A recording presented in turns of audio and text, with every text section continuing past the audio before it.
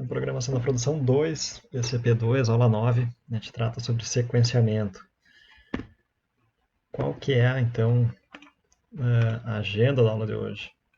Basicamente, vai ser dividido em duas, uma onde eu apresento o panorama da programação, então o que é a programação, e depois a gente fala sobre sequenciamento. E aqui em sequenciamento, a gente tem então uma aula um pouquinho mais extensa. Então vamos lá para a parte do panorama da programação. Então o que é legal? O nome da cadeira é Programação da Produção.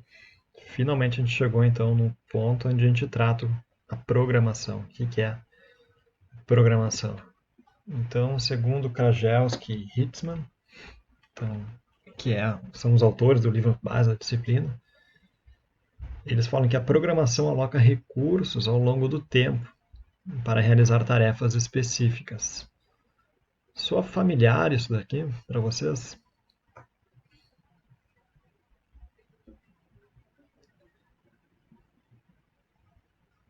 Algumas palavras remetem a alguma outra disciplina?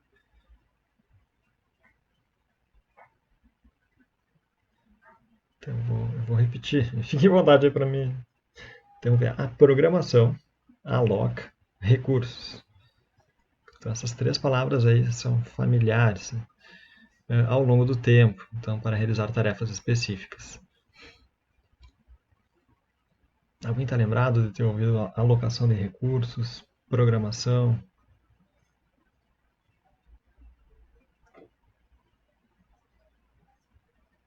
Sim, a PCP1, não? PCP1 é uma delas, né? Que outras disciplinas a gente vê também?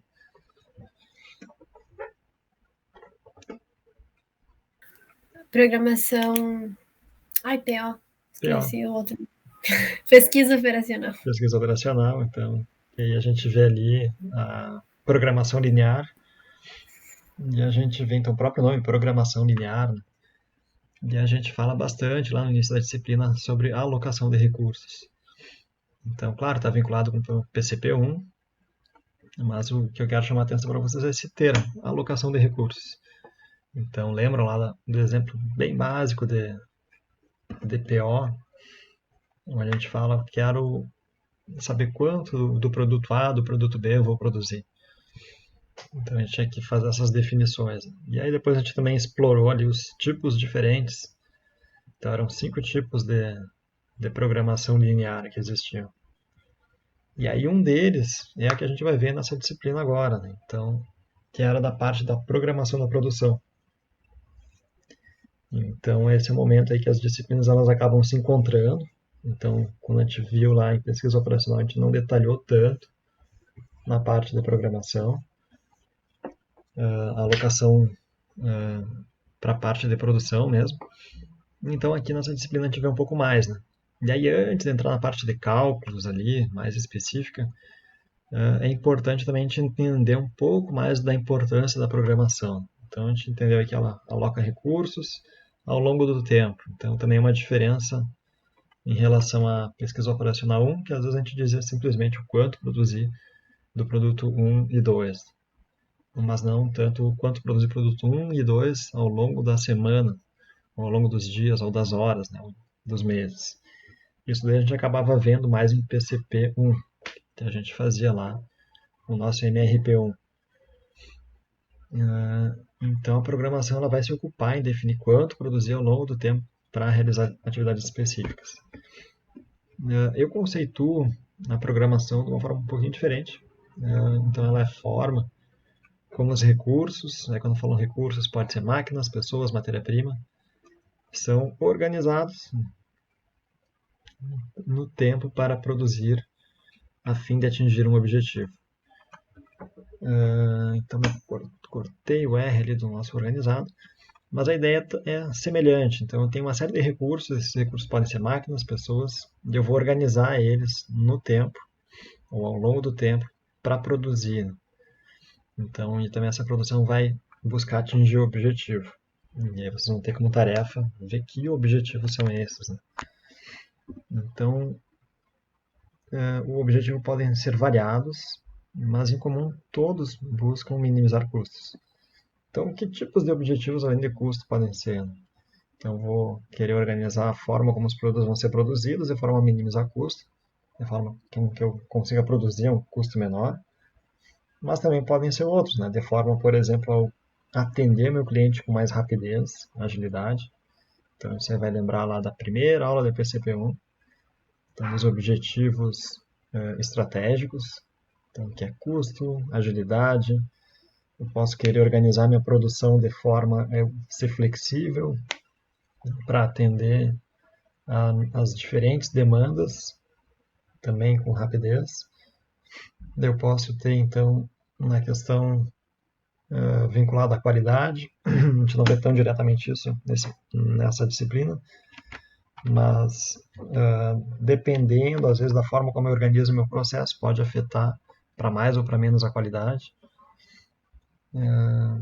Eu posso também organizar a produção de forma a evitar com que eu fique com máquinas paradas, para, por exemplo, eu também aumentar a velocidade com que meus produtos passam por dentro da minha fábrica. Enfim, são vários objetivos e quando a gente quer também, por exemplo, também ter uma flexibilidade ou disponibilidade para o meu cliente, conseguir colocar um pedido e eu atender ele rapidamente. Em todos esses casos, eu também, juntamente com esses objetivos, eu buscar minimizar custo, né? Então, algumas vezes o objetivo de redução de custo fica em segundo lugar, às vezes até em terceiro, mas ele sempre está presente, pois carrega a lógica de fazer mais com menos, né? Então, até mesmo quando a gente olha para um restaurante, que, enfim, talvez seja mais do cotidiano, é mais visível isso.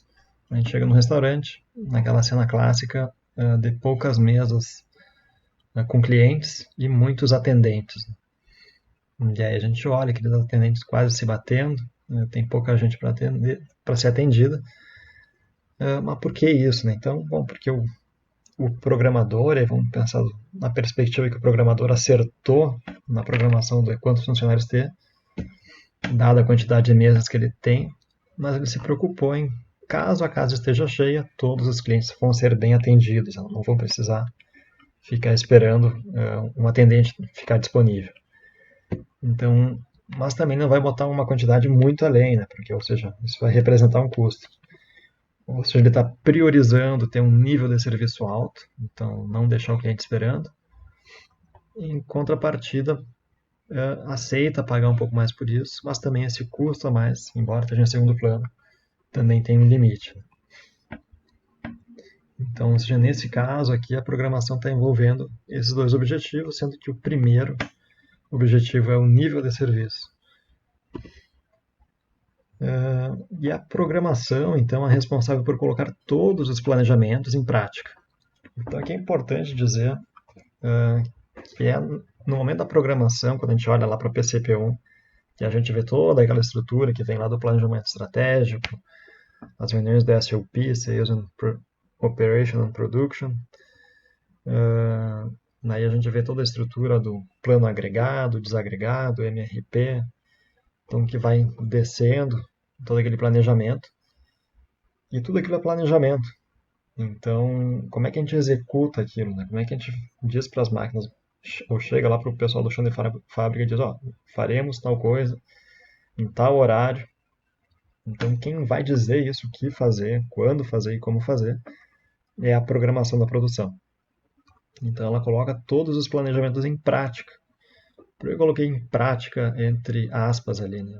Porque, na verdade, ele planeja tudo para colocar em prática, né? Não necessariamente ele vai executar. Então, ou melhor dizendo, ele traça, então ela, a programação, traça um plano para viabilizar os objetivos da empresa, as previsões de demanda, o uso dos recursos, a relação com os fornecedores a fim de atender os clientes. Então é a programação que vai juntar todas essas coisas, o que a empresa estipulou de objetivo para ela, as previsões de demanda, os recursos que tem disponível e até mesmo a relação com fornecedores. Então, quando que os fornecedores vão entregar a matéria-prima? Tudo isso orquestrado para atender os clientes. Então, quem vai fazer essa orquestração, essa conciliação de todas essas variáveis, vem a ser a programação. Então, você já começa a sentir a importância da programação. Então, a programação eficaz é uma vantagem competitiva. Então, quem consegue programar de uma forma eficaz, bem organizado, de forma que executa ali aqueles planos bem, tem uma vantagem competitiva. Então, por quê? Então, saber dizer rapidamente quando o cliente será atendido e a um custo baixo é uma forma de a empresa ou de uma empresa se diferenciar. Isso aqui fica muito evidente hoje em dia também como consumidor, especialmente agora no período pós-pandemia, onde a gente se familiarizou ainda mais com a parte do e-commerce. E não é raro, então, a gente se deparar lá com uma compra, está fazendo a compra, está por finalizar a compra, e ele já diz quando que vai se receber aquele produto comprado virtualmente. Como é que ele consegue dizer tão rápido e até algumas vezes com uma precisão bastante grande, né? Tem inclusive alguns locais de comércio que eles dizem se passar do prazo da entrega prometido, a compra sai de graça, né? Então, como é que se consegue isso? Isso tudo graças à programação, né? Então, como assim programação? É a programação, por exemplo, de saber onde é que o cliente está, qual que é o centro de distribuição mais próximo desse cliente, quanto tempo leva o percurso do CD até o cliente. Então, que caminhões, quantidades de transporte, capacidade estão disponíveis para atender esse cliente. Então, tudo isso daí vai viabilizando, vai possibilitando gerar essa informação rápida para o cliente para saber quando que ele vai receber, né? Então, algumas empresas, até para garantir essa agilidade mais rápida da entrega, tem uma frota própria de entrega, então para não depender de terceiros. Algumas vezes uma compra ela deixa de ser realizada simplesmente pelo fato de não ser entregue rapidamente. Então a gente vê que a programação sim, ela pode ser uma diferenciação competitiva. Alguém quer fazer um comentário?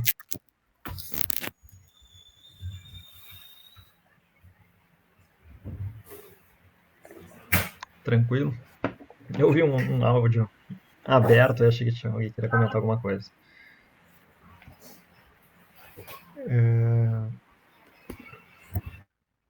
Se quiser, tá à vontade.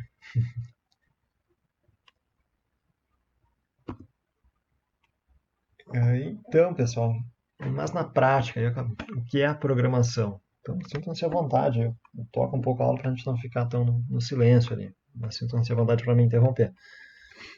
Mas na prática, o que é a programação? Então, eu acabei pincelando para vocês alguns exemplos aí. Então, vocês já estão imaginando o que é a programação. Alguns outros exemplos práticos, né?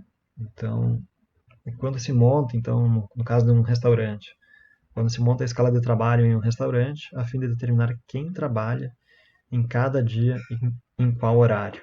Esse até foi um exemplo prático pelo qual eu passei ali,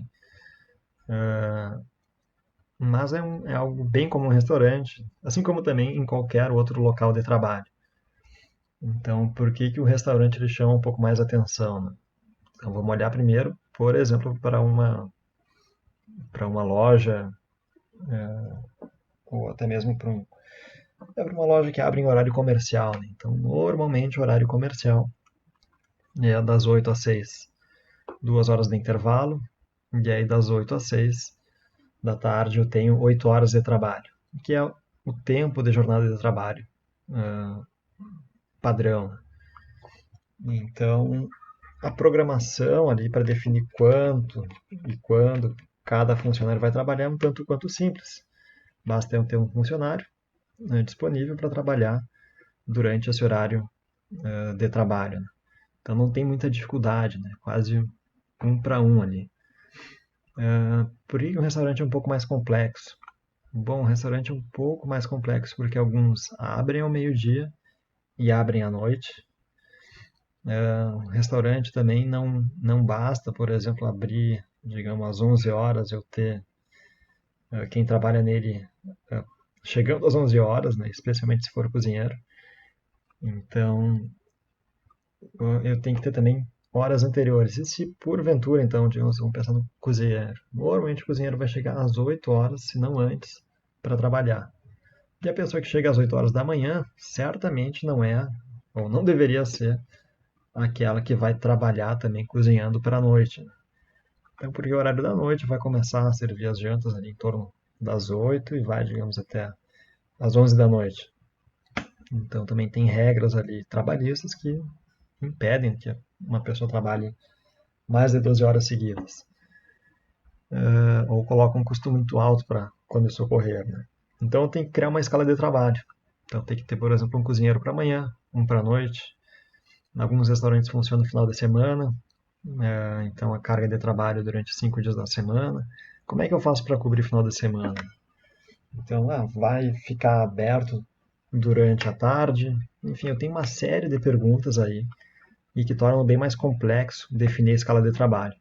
Então, saber quantas pessoas que eu preciso, em que início, quando elas iniciam o trabalho, quando elas terminam, qual é o tempo total da jornada delas, em que dia da semana elas vão começar a trabalhar.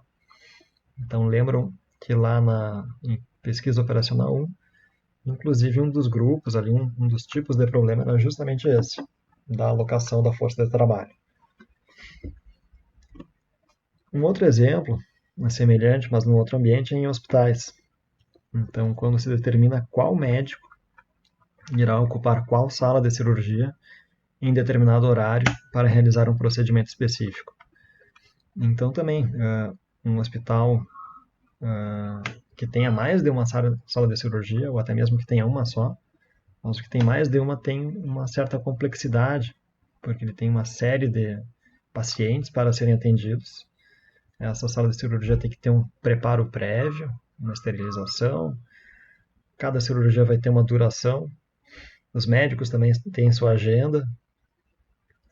Então tem que fazer uma série de conciliações ali de agenda. A própria sala vai ter uma agenda de disponibilidade dela. Então eu vou ter que determinar que médico vai ocupar a sala, qual sala ele vai ocupar, por qual horário e para realizar qual procedimento. Então, se eu organizar mal isso daqui, e isso é uma coisa muito interessante, se eu organizar mal essa programação das salas de cirurgia num hospital, eu simplesmente perco capacidade. E perder capacidade num hospital significa deixar de atender os pacientes. E dependendo da gravidade do paciente, deixar de atender, bom, pode ser fatal, né? Então, daí está também a grandeza da gente levar essas ferramentas para uma área hospitalar, né? Que a gente consegue indiretamente salvar vidas, né? Então, pelo simples fato de eu conseguir organizar melhor ali a ocupação de uma sala cirúrgica, eu posso aumentar a capacidade de atendimento, atendendo mais pessoas. Consigo também salvar mais vidas, né? Esse é um exemplo de programação na parte ali de saúde. E por fim, não podíamos deixar de falar dele, um exemplo da parte de fabricação. Então, quando se define a ordem com que uma variedade de produtos será produzida, é um exemplo. Então, eu vou definir que quantidade de qual produto, em qual máquina e quando eles vão ser produzidos, né? Então, isso lembra lá a nossa aula de sistemas de produção 1, onde a gente tinha que saber quantos produtos eu vou produzir, e aí, dada aquela variedade, de quanto em quanto tempo eu vou mudar o meu mix de produção. Então, tinha algumas estratégias. A cada 2 produtos do tipo A, produz um produto do tipo B, pensando numa linha de produção.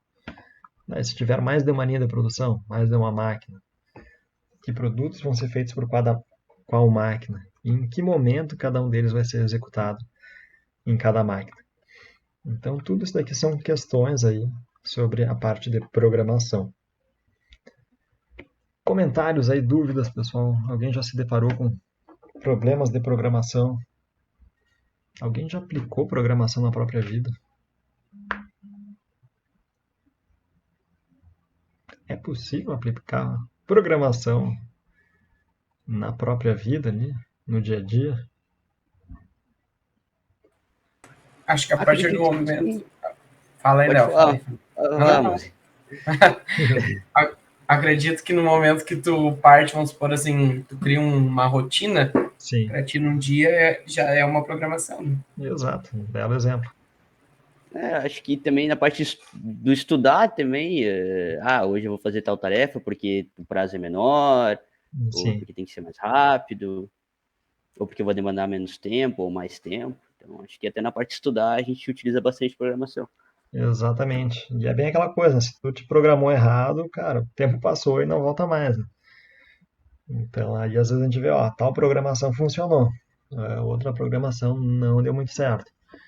Então uma programação ela pode servir também para coisas menos rotineiras, até mesmo, por exemplo, para um evento. Então seja lá uma festa, de repente festa de casamento, aí tem que ter uma programação ali. Então se tu errou a programação, pode ser que enfim o evento seja melhor ou pior. Da mesma forma um evento um pouco mais longo, digamos. Vocês vão sair de férias agora, então período aí de verão. Então também depende da forma como tu te organiza nos dias, tu aproveita mais ou menos, né? Então tudo é uma questão de programação.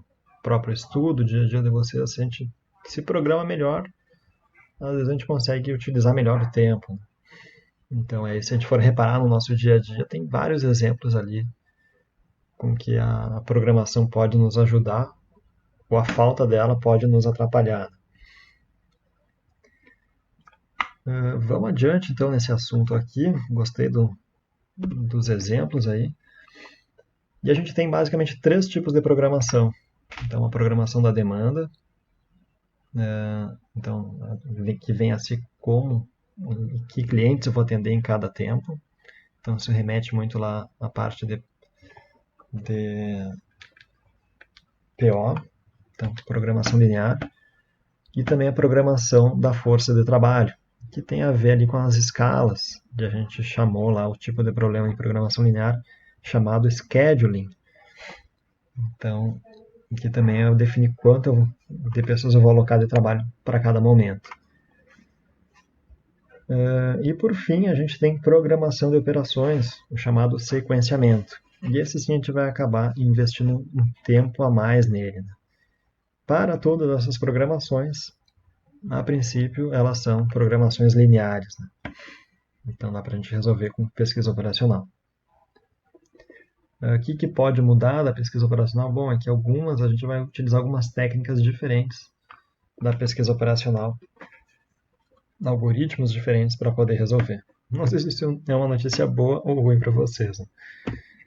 Mas vamos lá para esse assunto, então, sobre sequenciamento. Então, os dois primeiros aqui a gente acabou vendo um pouco mais, não tanto aprofundamento quanto a gente vai ver o terceiro item, mas a gente acabou passando por eles em pesquisa operacional. Quem tiver interesse em detalhar um pouco mais esse assunto, eu recomendo ali a leitura do nosso livro da disciplina, é o último capítulo dele, então que fala dessas duas primeiras.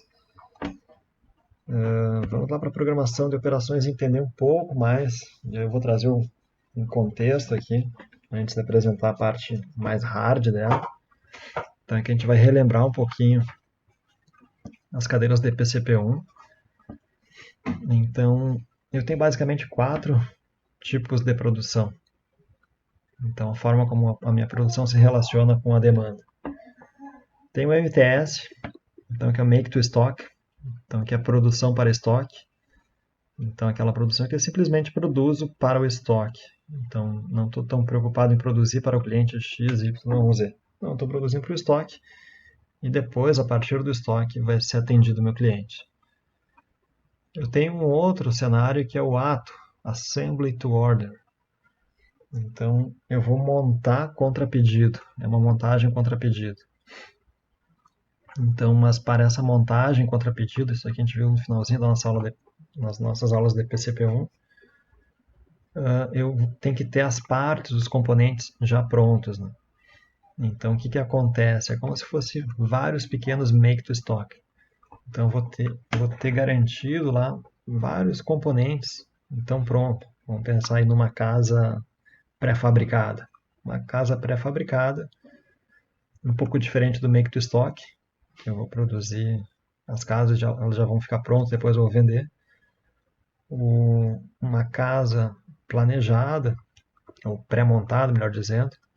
Uma casa pré-montada, ela tem as partes já prontas. Toda a casa está pronta, só que em partes. E aí, então, quando vier a order, quando vier o pedido do cliente, eu vou montar contra pedido, né? Daí o assembly to order. Então, mas é necessário ter todas aquelas partes já prontas. E todas aquelas partes, elas são prontas para estoque. Então, acaba tendo em comum que a produção ela ocorre para estoque. E esse estoque ele é baseado numa previsão. Então, eu tenho uma gestão da previsão da demanda de médio prazo. Imagino ali quanto que eu vou produzir. Eu prevejo quanto eu vou produzir para os meses futuros. Eu também tenho que fazer uma gestão financeira de médio prazo, saber quanto que isso vai me demandar de recurso financeiro para poder produzir. Então, vamos pegar o exemplo da casa pré-fabricada. Então, tem que ter um recurso para comprar madeira, comprar os componentes, pagar mão de obra. E também, com base na minha previsão da demanda, prever quanto que eu vou conseguir vender. Aí eu vou ter o planejamento agregado da produção.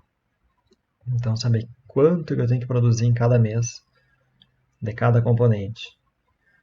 Junto a ele, em paralelo, eu vou ter o planejamento da capacidade de médio prazo, que é saber quantas pessoas eu preciso para produzir essa quantidade do meu planejamento agregado. Então, daqui a pouco, saber se eu preciso comprar uma máquina a mais, alugar uma a mais, ou até mesmo se eu vou ter algum tempo ocioso. Então, meu planejamento da capacidade vai me informar a capacidade instalada, quanto eu tenho disponível para produzir, e o meu planejamento agregado, depois que eu desagregar esse planejamento, então, plano desagregado da produção, onde aquele número de quantas casas eu vou produzir, ou prevejo vender nos próximos meses, eu vou desagregar nos componentes, né? Então, eu preciso de tantas madeiras, então, enfim, tantas toras de madeiras, tantas quantidades de parafusos, e assim por diante. E toda essa desagregação de produto, eu vou ter que também olhar lá para o meu suprimento. Então, tem um controle do suprimento de itens com um lead time de suprimento longo. Então, por exemplo, se a madeira é um item um pouco complicado do meu fornecedor me entregar, complicado no sentido, o fornecedor leva um mês para entregar, é importante eu estar controlando isso daí, né? Para o meu fornecedor não avançar além de um mês. Porque caso ele faça isso, vai atrapalhar toda a minha produção. Então tem que estar atento para esses itens que o suprimento é longo.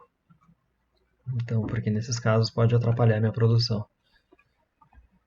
E aí essas informações do quanto produzir, da capacidade instalada, vão cair lá no planejamento e controle da produção, no nosso PPCP. Então vai ser esse pessoal que vai conciliar todas essas informações para saber como produzir. Tranquilo aí, pessoal. Então aqui a gente acaba revisando ali as nossas aulas de PCP1. Isso aqui poderia acontecer de uma outra forma. Então, também pelas lógicas de produção, make to order, então que eu vou fazer contra pedido. Então, no caso, eu só vou produzir a casa, e aí vai ser um outro tipo de casa. Então, quando me demandarem aquela casa, a casa não é pré-fabricada, ela só é feita quando pedirem. O projeto já está pronto, vão pedir para construir a casa, pego os empreiteiros, pego os itens e monto a casa. Então, normalmente o que acontece numa empreiteira?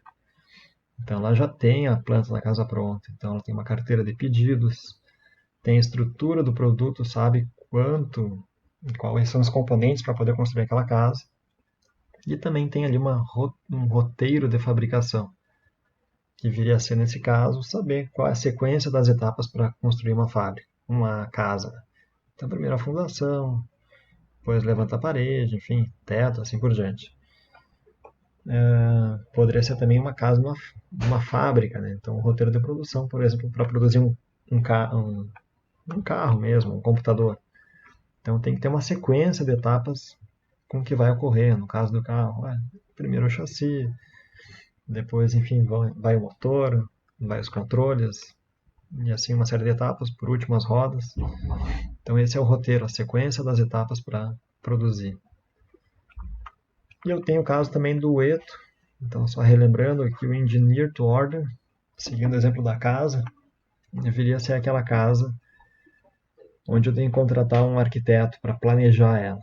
Então, contratar engenheiros também para ver, calcular a estrutura daquela casa, enfim. Aí o projeto não está pronto, tem que fazer o projeto para depois fazer a casa, para daí ter os componentes prontos, enfim, viria a ser o caso mais complexo e também que vai demandar mais tempo para ser executado. O que todos eles têm em comum é que em maior ou menor grau vai ter que ter um controle da produção. Então eu vou ter que controlar ali, vou ter que programar essa produção para conseguir tornar real a construção dessa casa, seja ela da forma como vai ser feita. Tranquilo? Dúvidas? Então, uma breve revisão aqui de PCP-1.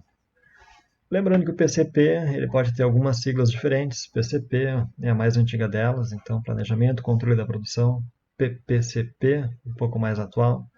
Planejamento, Programação, Controle da Produção. E uma um pouco mais longa, PPCPM, que é então Planejamento, Programação, Controle da Produção e de Materiais. Então são outros elementos ali, além da produção também eu controlo os materiais, os componentes, matéria-prima da minha produção. E aí então tem uma frase ali, né, que diz que o PPCP é o coração, então é quem impulsa, é quem determina o ritmo de qualquer indústria.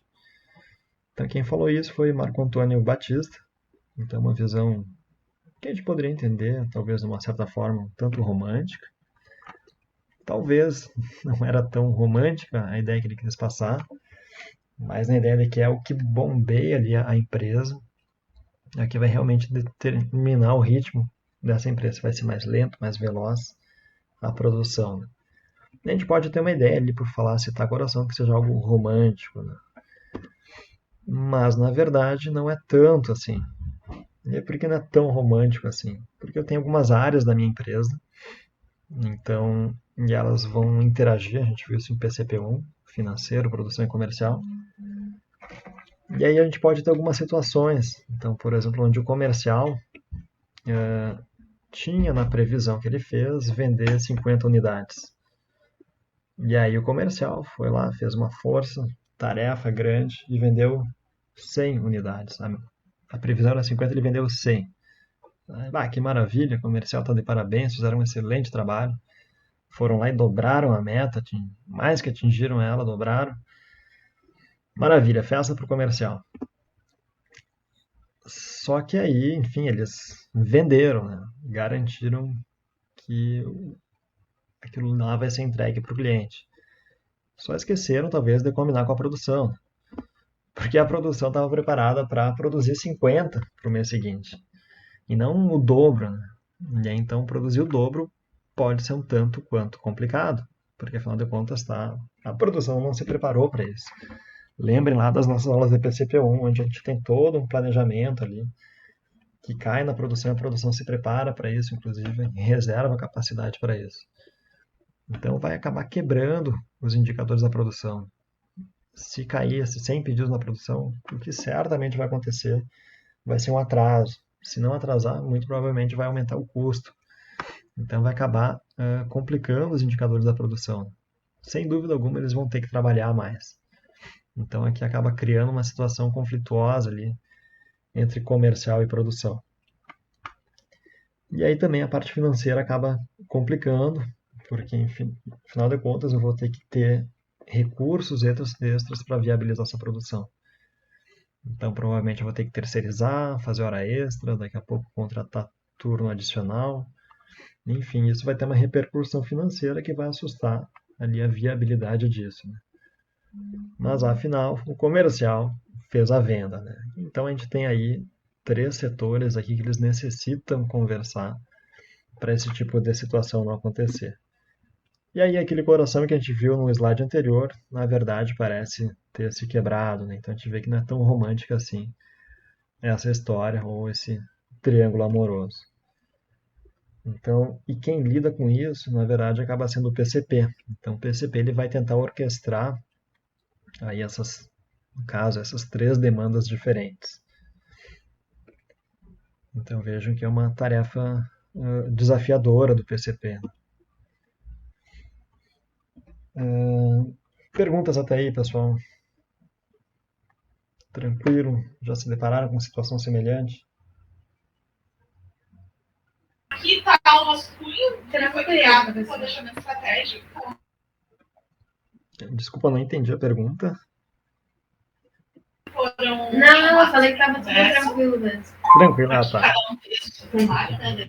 Eu escutei lá no fundo do planejamento estratégico e já pensei, opa, pergunta mais elaborada. Não, é o que o meu namorado está em reunião, daí acaba dando os 2 áudios. Tá certo. Pode assistir. Tranquilo.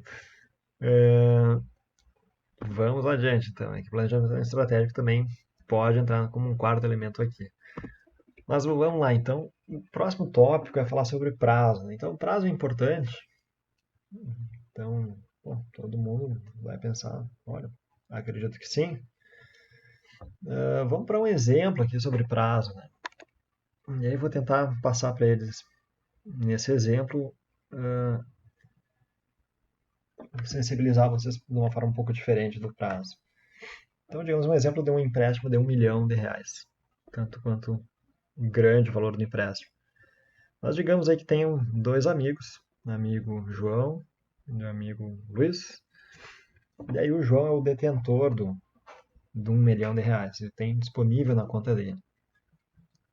E aí o Luiz, então, está precisando de R$1 milhão para comprar um imóvel, né, por exemplo. E aí o João diz, são amigos de longa data. E aí ele diz, olha, Luiz, eu tenho R$1 milhão aqui disponível na conta, te emprestaria ele tranquilamente, te conheço há anos, não tem por que não. Tem empresto aí a um juros camarada de 1% ao mês, nesse um mês, né? E aí o Luiz diz, não, beleza, João, fica tranquilo, que agora hoje a gente está no dia 12 de janeiro, no dia 12 de fevereiro eu te deposito o 1 milhão com 1% de juros em cima na tua conta. Fica tranquilo, João. Eu vou te entregar no dia 12 de fevereiro teu 1 milhão com 1% de juros em cima. E aí, o que acontece? Chega o dia 12, o João, tanto quanto receoso, abre sua conta do banco, não viu nenhuma mensagem no aplicativo dele no celular, abre a conta e está zerado. Não tem nada, não aparece nada do milhão. Ele espera, não fala nada.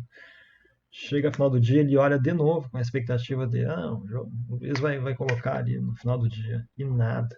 O Luiz não colocou o que havia prometido. E aí o João já começa. Esse Luiz aí eu sabia que não podia contar, porque aquela vez lá já tinha me mostrado que não era um cara confiável. E o Luiz, por outro lado, ficou envergonhado de não ter o dinheiro disponível no dia 12 e acabou não falando com o João. E aí o João ficou, enfim, muito bravo com o Luiz, que não entregou o prometido. O Luiz, então, ficou envergonhado por não ter entregado no dia, mas, enfim, era uma questão de dias ali. E ele conseguiria entregar aquilo dali a 5 dias, entregá-lo no dia 17 de fevereiro. E para o João não ia fazer diferença, porque, enfim, ele não ia precisar daquele 1 milhão em fevereiro, digamos, só ia precisar lá em março. Mas o fato deles não terem se comunicado acabou gerando um problema bastante grande. Então, o atraso do Luiz no pagamento e a não informação do Luiz acabou ali gerando uma frustração bastante grande para o João. E o João, enfim, embora ele não precisasse daquele dinheiro, naquele momento ele estava com uma expectativa de que o prazo dele fosse ser respeitado, né?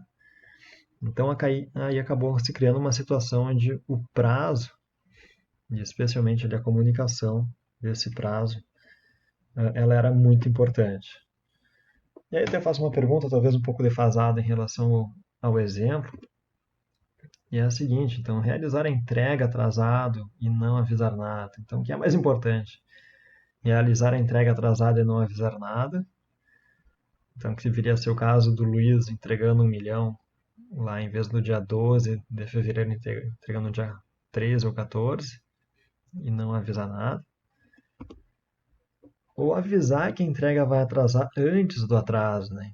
Então, o que parece mais interessante? Então, por exemplo, chegou lá o dia 10, 12, quanto antes, melhor tu perceber que vai atrasar e puder avisar que o atraso vai ocorrer melhor, né? Então, porque vai aparecer menos estranho aquela mensagem. Então, se ele pudesse avisar João, João, vai atrasar, não vai cair para o dia 12.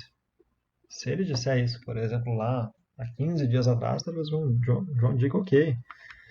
Se disser um dia antes, ele vai dizer ok, vai ficar um pouco preocupado, mas ainda assim vai ser menos pior do que o João ter aquela surpresa de simplesmente estar esperando receber e não receber, né? Então, esses cenários, embora a gente tenha falado de dinheiro, mas esses cenários são bem comuns em indústrias, né? Então, onde um fornecedor promete a entrega de determinado produto, uma determinada quantidade. Vamos aí pensar em latas. Digamos que eu tenho uma fábrica de milho enlatado, e aí eu contratei com o meu fornecedor de milho enlatado 20 mil latas para serem entregues no dia de hoje. E chega o dia da promessa da entrega e não ocorre a entrega. Bom, vou ficar no mínimo chateado ali de não ter sido cumprido o prazo, né? Pode ser que eu ainda tenha estoque de latas para produzir, mas pode ser que eu também não tenha. Então, mas se eu tiver estoque de latas, bom, aquela não entrega vai começar a me deixar alerta. Será que esqueceu do prazo? Quando será que vai entregar? Será que desistiu de mim? Será que vai entregar após acabar meu estoque de latas? Então, essa comunicação ali, ela vai ser bastante importante. Então, em resumo, importa comunicar, mas para poder comunicar uma data ou atraso, é importante conhecer os prazos internos da fábrica. Então, por exemplo, se a fábrica de latas ali me dissesse, olha, a produção aqui de latas está um pouco lenta, estragou a máquina X, a máquina que, enfim, faz o acabamento das latas, ela estragou, a gente está resolvendo rápido, isso vai implicar em atrasos aí de 2 dias. Se o cara da fábrica de latas me diz isso, ok, eu já me programo para isso. Não crio toda uma expectativa, até mesmo uma preparação para receber aquelas latas no dia da promessa anterior, né? Então, daí a importância do prazo, né? Então, ter prazo, cumprir ele, e caso não possa cumprir, comunicar que não vai poder cumprir. Mas por que a gente está falando disso, né? Então, tem tudo a ver com essa parte de sequenciamento. E agora começa a ficar mais claro. Eu vou pensar já em sequenciamento. Qual a melhor sequência de atividades? Então, sabendo que eu tenho um tempo de setup entre atividades. Então, da atividade A para B, se eu estou na A e vou fazer a B, eu levo 2 horas para preparar minha máquina para fazer essa atividade, sair da A e ir para B. Se eu sair da B e vou para A, o setup é de meia hora. Então, 25% menor do que a situação anterior. Se for da atividade A para C, ela leva 3 horas. E se for da B para C, leva 1 hora. Se for da C para B, leva 1 hora. Então, aí eu tenho vários tempos de setup diferentes. E se eu, porventura, começar com a atividade A e depois for fazer a atividade B, eu vou levar 2 horas de setup. E sair da B e for para C, eu levo mais 1 hora de setup. Então, tem um total de 3 horas de setup aí nessas atividades, né? Só o setup. Se eu começar em A e for para C, o meu tempo de setup é 3 horas, e de C para B é 1 hora, e eu tenho meu tempo de setup igual a 4 horas. Né? Então, o que a gente percebe aí? Nesse caso aqui, a ordem dos fatores altera o resultado. Então, lá em matemática, na parte de multiplicação, a gente ouve falar que a ordem dos fatores não altera o resultado, né? Nesse caso, para sequenciamento, sim, a ordem dos fatores pode alterar bastante o resultado. Então, esse exemplo, ele mostra isso. Vamos, então, nesse caso aqui, 1 mais 2 mais 3 é diferente de 3 mais 2 mais 1, né? Então, pensando que o 1, 2 e 3 são as minhas ordens de produção. é o que mostrou o slide anterior. Vamos para um outro exemplo, então agora um pouquinho mais elaborado. Vamos pensar aqui numa linha de produção que tem um horário de trabalho de 8 horas por dia. E eu tenho 3 operações, operação A, B e C.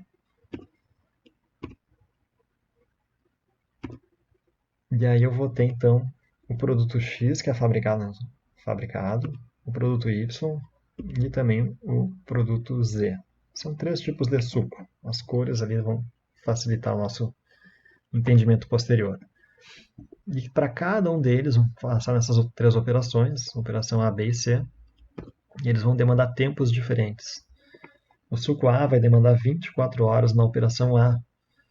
Então, lembrando que o turno na operação A é de 8 horas. Então, você já vai demandar 4 turnos na operação A. Depois, mais 16 horas na operação B, ou seja, 2 turnos na operação B.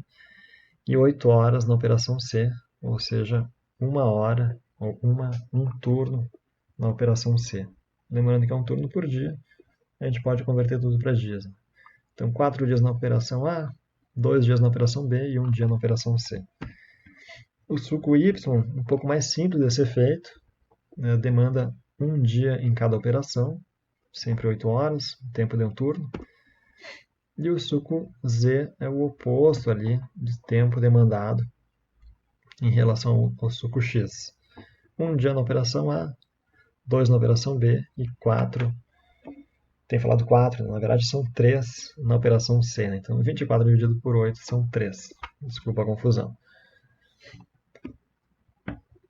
Uma vez entendido isso, então a gente tem ali a ordem de produção 1, 2 e 3.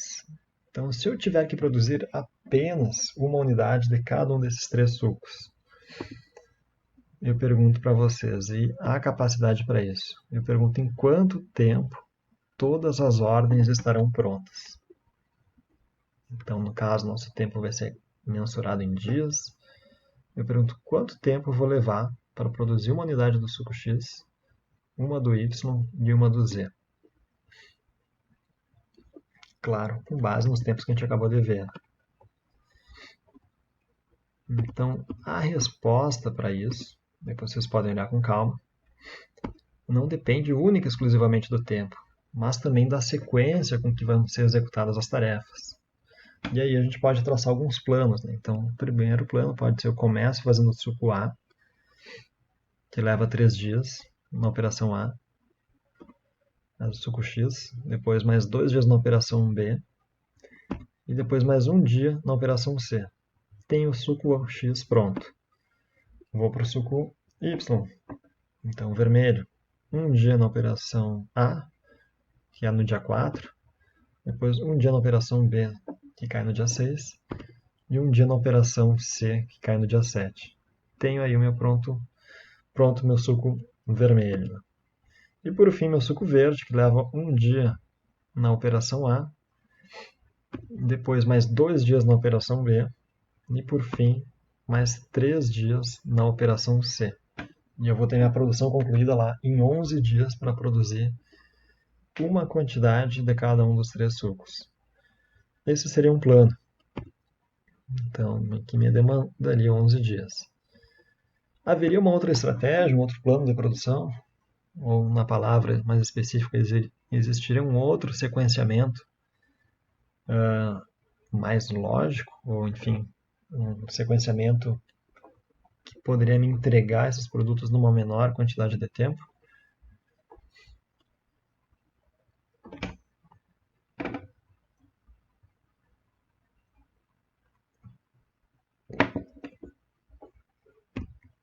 Então, eu vou perguntar e vou responder. Então, uma outra alternativa então, seria a gente organizar da forma inversa, começando primeiro pelo suco verde, que me libera a operação A mais cedo.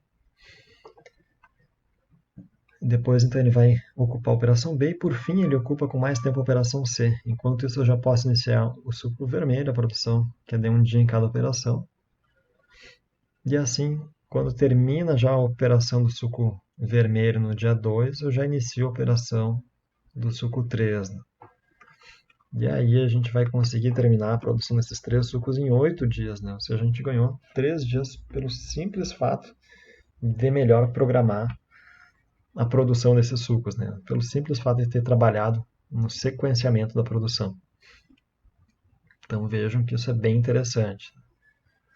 E aí eu pergunto para vocês quantas possibilidades de combinações de 3 ordens em uma só máquina, né?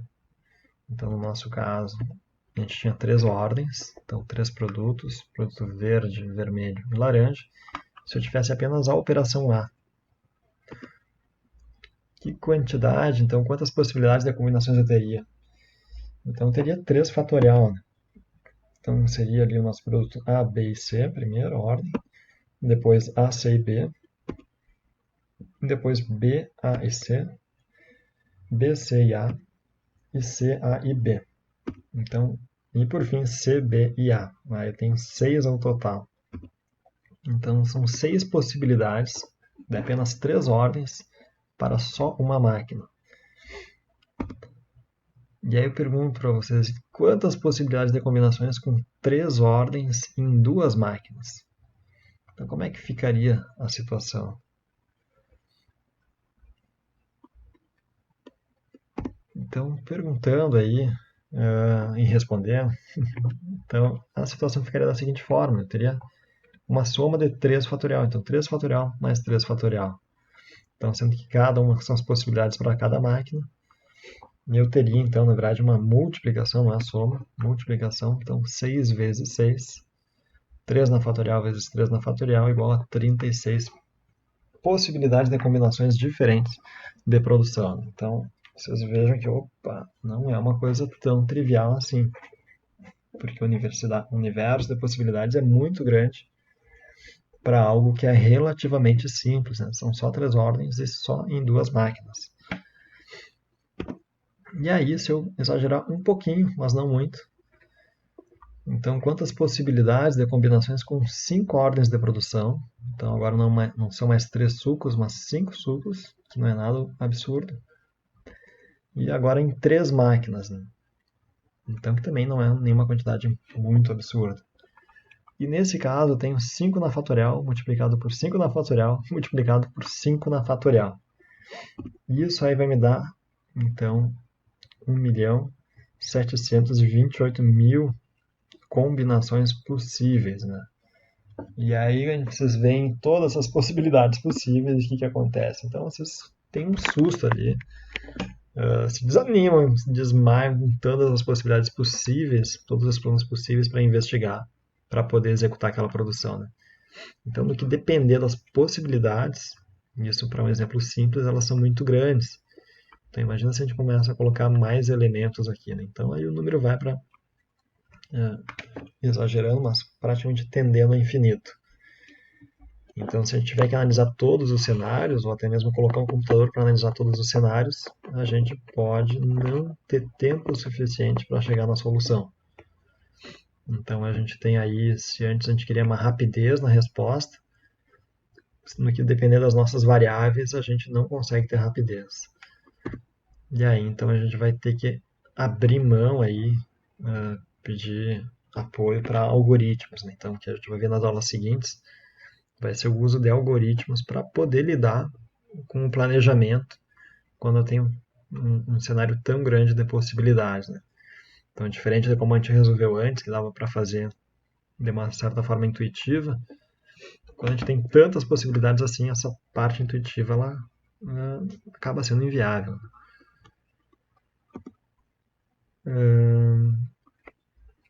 Vamos adiante aqui, perguntas até aqui. Um pouco intensa a aula de hoje. Se tiverem perguntas, sintam-se à vontade para perguntar. Com o exemplo anterior, então, a gente viu a questão da complexidade que a gente pode ter para resolver. Com outro exemplo, a gente também viu como a gente se organizar melhor um sequenciamento, a gente ganha tempo. E agora eu quero mostrar um outro elemento para vocês, né? Então, um outro exemplo. Então, onde eu tenho então, as minhas ordens de produção, então representada por números.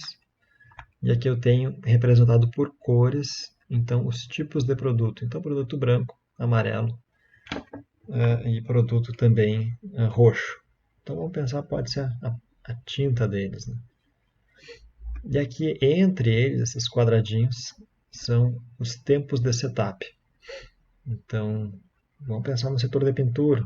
Para sair da tinta branca para amarelo, eu tenho que ter um setup da amarela para roxo, mais um setup para limpar a máquina. E assim eu acabo tendo, então, sem nenhuma redução de setup nessa minha programação, a minha entrega ela vai lá para 4 dias. Né? Então, se a minha data de entrega for para o dia 1, certamente isso aqui está atrasado.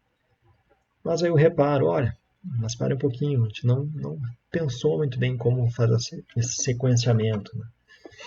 E se a gente reduzisse um pouco o nosso setup, reorganizando a produção? Então, colocando, por exemplo, cores semelhantes, próximas, né? E aqui, então, eu aproximo o meu 1 do 2. Então, lembrando que esse 1, 2, 3 são as minhas ordens de produção. Então, minha ordem de produção, ela segue também uma sequência de em que momento que foi gerada. Então, de forma que a primeira ordem vai ser atendida por primeiro e a quarta ordem vai ser atendida por último. Então, dessa forma, eu consigo também, juntando aqui as cores, eu consigo eliminar o setup. Né? Então, por exemplo, entre a ordem 1 e a 2 branca, eu eliminei o setup ali e ficou apenas um setup da cor branca para amarela. E aí, por fim, ainda existe um setup da cor roxa para branca no fim, respeitando um pouco a questão do 4 ser a última ordem a ter sido posta. E aí, o que eu acabo tendo com essa modificação? Né? Então, a minha ordem 2 acabou, de uma certa forma, pagando um pouco do pato. Né? Então, para mim poder ganhar tempo de setup e reduzir meu atraso total, a minha ordem de produção vai ter que esperar agora um pouco mais para ser entregue. Já a ordem 3, por outro lado, reduziu o tempo de entrega dela. Mas ainda assim, vocês devem estar percebendo que tem uma chance, uma possibilidade de eu reduzir ainda mais o meu setup. Afinal de contas, eu tenho esse 4 perdido aqui no fim. Né? E aí eu consigo, então, ter essa redução aqui, juntando todos os itens brancos para serem produzidos por primeiro. Faço apenas um setup da troca de tinta da branca para amarela e depois da amarela para roxa uma vez só. E aí o que acontece com isso? Eu tenho uma grande vantagem, que eu consegui terminar minha produção mais cedo. Né? Então, sobrou capacidade de produção aqui.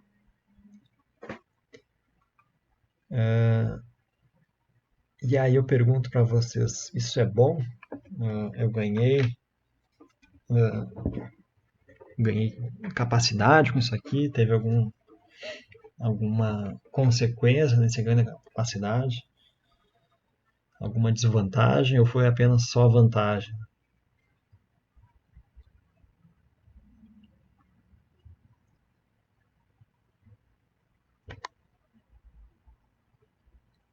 Uma outra forma de observar o problema. O ganho de capacidade que eu tive, o que vem a ser meu ganho de capacidade? Essa é a diferença aqui do primeiro cenário para o último. Então, aqui basicamente eu poderia produzir até uma ordem a mais, se não até 2 pequenas. Né? Então, aumentei a capacidade. Esse ganho de capacidade teve, digamos, custo zero? Ou esse ganho de capacidade foi a algum custo? Né? E se foi a algum custo, que custo foi esse?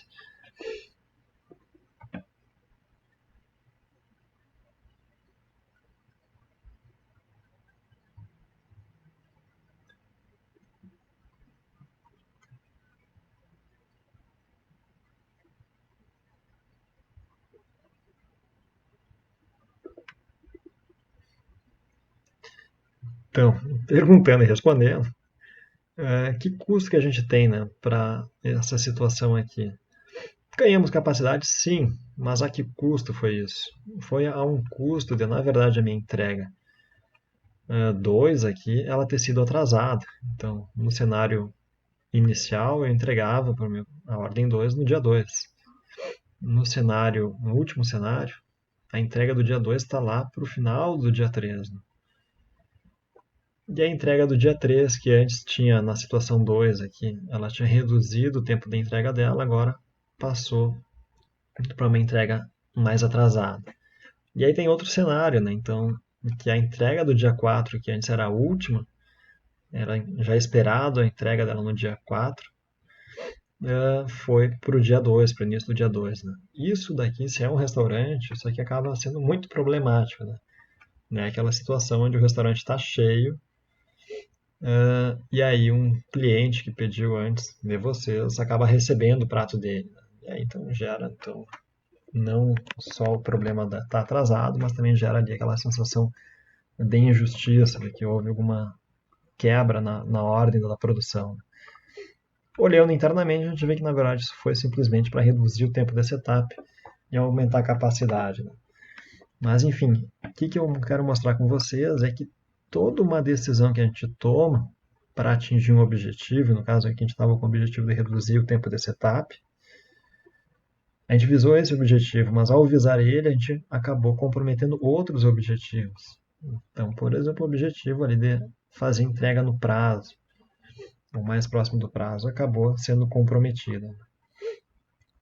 Então, se a gente fosse entender como sendo prazo no dia 1, todas essas entregas ali, né, elas estariam atrasadas. Né? Então, em inglês ali estariam delayed. Então, em atraso. E aí, sendo que, por caso da última situação, atrasou ainda mais para a ordem 2. Né? Então, o sequenciamento, ele também é chamado scheduling, então é um processo de organizar, escolher e temporizar o uso dos recursos para realizar todas as atividades necessárias para produzir as saídas nos momentos desejados. Então, isso é uma definição de Zipper e Bulfin, lá de 97. Então, estudos de sequenciamento visam estabelecer o timing de utilização dos recursos. Então, aí uma frase, um termo conhecido, então, timing. Timing é o momento que tal atividade deve ocorrer. Né? Então, às vezes a gente até utiliza o termo, perdi o timing. Perder o timing é perder o momento de realizar uma ação. Então, isso também vale lá para as empresas. E o que a gente tem aqui é um gráfico que vocês acabaram vendo na aula de pesquisa operacional 2, que é o gráfico de Gantt. Então, onde eu tenho aqui no meu eixo X o tempo, no meu eixo Y tem os recursos, e as barras aqui elas delimitam a quantidade de tempo que cada recurso vai demandar. Então, quanto maior a barra, mais tempo esse recurso é utilizado. Então, nesse caso aqui, alguns recursos podem ser utilizados no mesmo tempo, por serem recursos diferentes. Né? Então, dessa forma aqui que é feito o sequenciamento. Então, um pouco da origem, o gráfico de Gantt. Então, mesmo com a origem no século XVII, a sistematização da gestão de operações é identificada apenas no século XX. Então, quando do desenvolvimento dos gráficos de Gantt em 1917. Então, vocês devem lembrar lá nas aulas de sistemas de produção 1, onde várias coisas acontecem no início do século XX. Uma delas é o gráfico de Gantt, que é esse que vocês estão vendo aqui. Então, Henry Gantt quebrou todas as tarefas do processo de construção dos navios e as diagramou usando os hoje familiares grids, barras e marcos, também chamados milestones. Então fez o desdobramento das várias tarefas necessárias para construir um navio e aí organizou elas. Né? E aí vocês devem estar lembrando lá de PERT, CPM. E PERT e CPM, sim, é um exemplo de sequenciamento. Só que é um exemplo de sequenciamento para projetos. Né? Então, um pouquinho diferente de quando é o sequenciamento para uma fabricação de um produto seriado. Então, daí, um pouco da origem do gráfico de Gantt.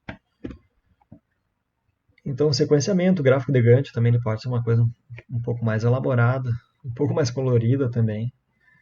Então, onde a gente vai ter ali os recursos, as cores vão simbolizar produtos que vão estar sendo processados naquele recurso. Eu vou ter, então, espaços ali de tempo, E aí eu tenho toda uma lógica de explicação e de uma legenda para entender todos esses recursos aqui, né? Então isso vem a ser o sequenciamento. Mais à frente a gente vai tratar um pouco mais sobre eles. E a gente tem então algoritmos de sequenciamento, então que é uma definição, eles basicamente partem da definição do problema. Então, dadas N tarefas, cada uma possui um tempo de setup, um tempo de processamento, uma data de entrega pré-definida e ou outros atributos. E para serem completadas, cada tarefa precisa passar por uma máquina ou uma sequência delas. E a sequência, então, dessas tarefas deve otimizar certos critérios de desempenho. Então, eu posso ter mais de um critério de desempenho e posso ter critérios de desempenho diferentes a serem perseguidos. Então, alguns deles, então, por exemplo, atender às datas de entrega dos clientes. É um critério. Então, por mais que um tanto quanto óbvio, é apenas um critério, atender à data de entrega do cliente. Outro critério é minimizar o tempo do fluxo, o make span. Então, ou seja, o quanto tempo todos os itens vão demorar para fluir por dentro da minha fábrica. Outra alternativa, outro critério é minimizar o estoque em processo, o WIP, que é eu saber quantos itens em estoque estão em processo. Isso acaba refletindo em custo, né? Se eu tiver um WIP muito grande, um estoque em processo muito grande, é muito custo parado. Outro critério, então, é minimizar o tempo ocioso dos recursos. Então, também não quero deixar nenhuma máquina ociosa, quero que elas estejam sempre trabalhando. Então, também eu posso ter esse objetivo. E aí, esses objetivos eles podem ser conflitantes, né? Então, até para essa atividade aqui, mas para esse item da aula, eu vou pedir uma atividade específica para vocês na sequência. Um outro exemplo de sequenciamento, então a gente está se encaminhando para o final da aula. Duas tarefas A e B requerem processamento em duas máquinas, M1 e M2. E cada tarefa é processada primeiro na M1 e depois na M2 com os seguintes tempos. Então, a tarefa 1 na M1 é 8 horas, na M2 é 5. A B na máquina M1, 7. E na máquina M2 é 10 horas. Daí eu pergunto para vocês qual o tempo total para executar as ordens ou tarefas A e B. E aí o que me remete a uma segunda pergunta, né? Então, qual a melhor sequência? A e B ou B e A? Então, são apenas as duas combinações possíveis, né? E aí eu poderia, então, para responder essa pergunta, plotar num gráfico de Gantt, então, tempo e recurso, para chegar nessa resposta, né? Como são apenas duas combinações possíveis, eu posso simplesmente fazer por tentativa e erro, que seria dessa forma, né? Começo por A e depois vou para B. Então, loco tudo na máquina 1 a tarefa A, conclui a tarefa A, ela parte para a máquina 2, é executada, então, e termina a tarefa A no tempo 13, mas tem que terminar tudo, não só a tarefa A, tem que terminar a tarefa B também. E a tarefa B, assim que a máquina 1 é liberada, ela inicia, depois de concluída no tempo 15, ela vai iniciar no tempo 15, levar mais 10 horas e ser concluída todas as tarefas no tempo total de 25. Então, já se a gente optasse pela lógica ao contrário, lógica sequência B e A, então eu loto primeiro com a tarefa B, demanda 7 horas, assim que ela termina a tarefa B 7 horas, vai para a máquina 2, que leva 10 horas e é concluído no tempo 17. No tempo 7, inicia a tarefa A, ali com 8 horas de duração, e é concluída no tempo 15. E aqui a tarefa A vai esperar, então, 2 unidades de tempo para ser processada na máquina 2. Então, logo depois, levando 5 unidades de tempo, a tarefa A é concluída no tempo 22. Então, o tempo total de conclusão na ordem B e A é de 25, menor que na ordem, na sequência A e B. Então, a segunda sequência, né, minimiza o make span. Então, esse tempo total é chamado make span, ou o tempo de fluxo. Então, esse aí é um dos exemplos do sequenciamento. E é isso, pessoal. Então, como bibliografia que a gente tem aqui, principalmente ali o livro do Krajewski e Hitzman, então no seu último capítulo.